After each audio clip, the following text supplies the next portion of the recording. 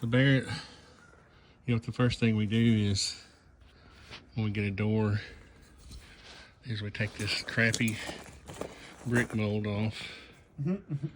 This is my door.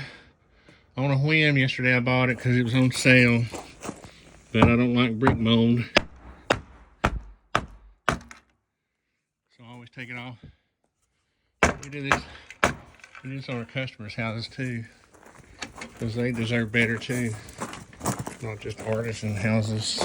Our customers' houses deserve better. So this is a Masonite fiberglass door. I love these fiberglass doors. They're really more stable than wood and do less transfer of heat and cold, which it is. Yeah, it's nice. I like it. And I like the black thresholds. I always get those.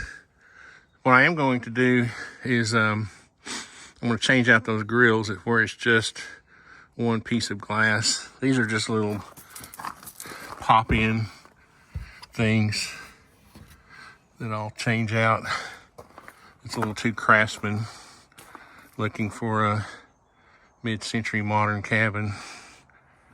Barrett's in there taking the stickers off and stuff.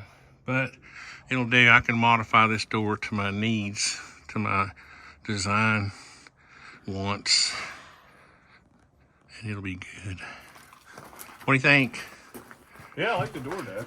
Don't you wish you'd use this on your outdoor jam shack? I do like the door. Yeah, I do like it. I think once I get rid of the girly grills, I'm going to pop those out and just make it one big piece of glass. Barrett said he likes the grills. Yeah, I like it.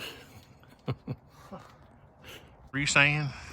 Just design-wise, right, you're going to have more windows on each side of the garage door, so it'll kind of balance design-wise. Yeah, there's a vertical set of windows on each side of the garage door, the shop door.